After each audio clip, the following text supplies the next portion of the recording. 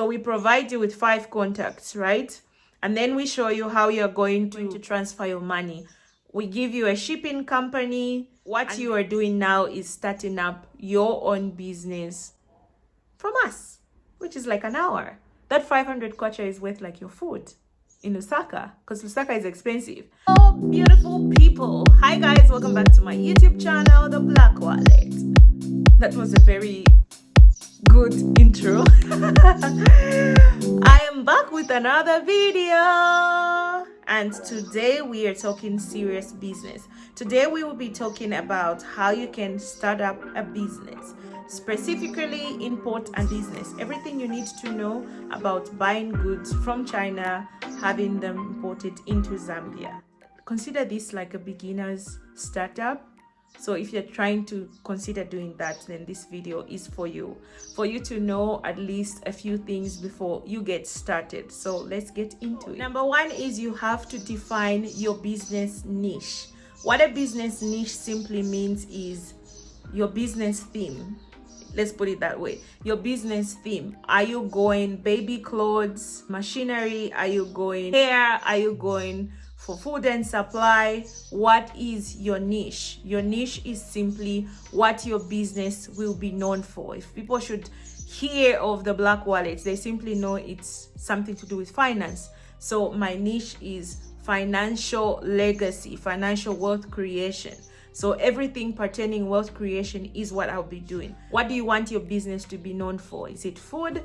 Is it healthy food? Is it fast food? Is it kids food? What do you want your business to be known for? Understand or define your market. What is your target market?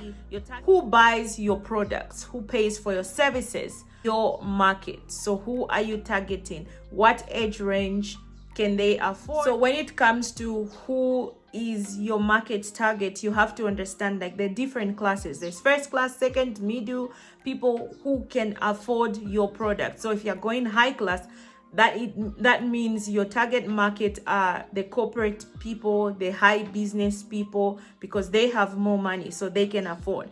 If you are going to low class, I'm not saying the poor people, but low class can also be defined as people who are like students, because then they are like not earning high. So are those your target market? Middle class, maybe working class, average people, that is your target market. Average people, I'm not saying like they are broke, I mean average income, like what is their income like. So I'm just classifying them as high, medium, and low class.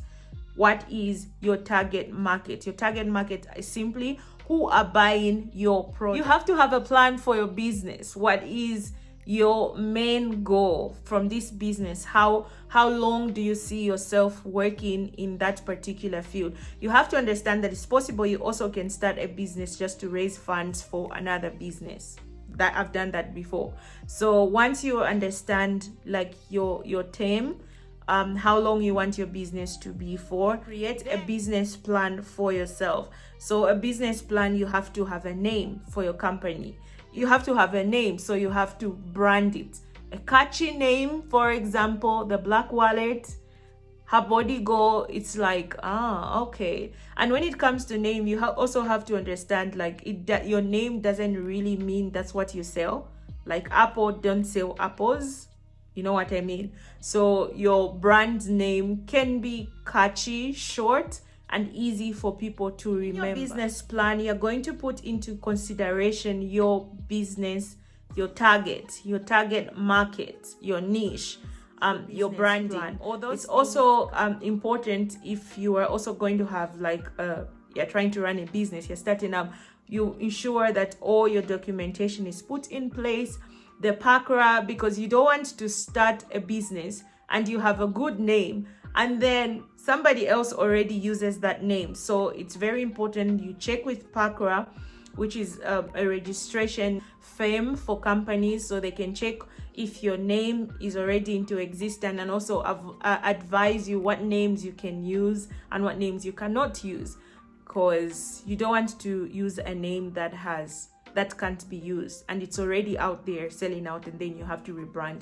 That's a whole lot of a process and makes you look unprofessional. Sure, you have all the legal documents if you are starting a business with literally no much enough funding, you just make sure you work towards getting the money for the Pakra documentation. Should cost you like 1,000 or 1,000 kwacha or less, which is very important because you want to ensure that everything is done properly.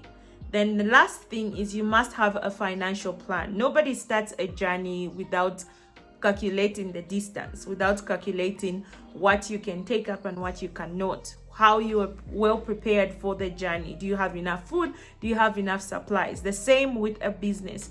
You can't just wake up in the morning and say, everybody's doing a business, I'm starting a business. What's the plan? What's the financial plan? What's your financial target? What's your financial investment plan? All that has to be considered. Also, financial plan, it's very important. Like if you are starting a business that you know zero information about, this is where you do your research. What are the risks? What are the profits involved? All that comes under your financial plan. Yep. What money you are using, where that money is going to go, and all that. So you will be looking into the future of the business. Like think of it ahead. What are the, I mentioned having a financial plan, what are the profits involved in that business? What are the losses? What are the risks? All those factors. Of course, some things are unexpected in a business. Everything was just moving on rosy and boom, you lose all your money. So all that has to be considered when you are starting up a business. At least you must have a plan. Three is you have to understand your competition. You have to do your research. Who else provides the services you are about to provide? How good are they? What are their loopholes? How can you improve what is already into existence? If it's the first time business, there's no competition, then it means you also have to do your research on how you can protect your idea, because it's possible somebody will copy the whole idea and do it. So you have to understand your competition. You have to create your products in such a way that it's top notch. Does anybody sell this hair? How much do they sell it for? What type of hair do they have? Maybe somebody sells hair, but it's all black, and somebody will be interested in having maroon hair, white hair, gray hair. You know, it's usually maybe on special events people buy that. So if that's going, if you notice that's the gap, then that is what you're going to capitalize on. So that means that will also influence your niche. That means you will be specialized in selling dyed hair. Interesting. It's a good idea though, because that means nobody else is selling dyed hair.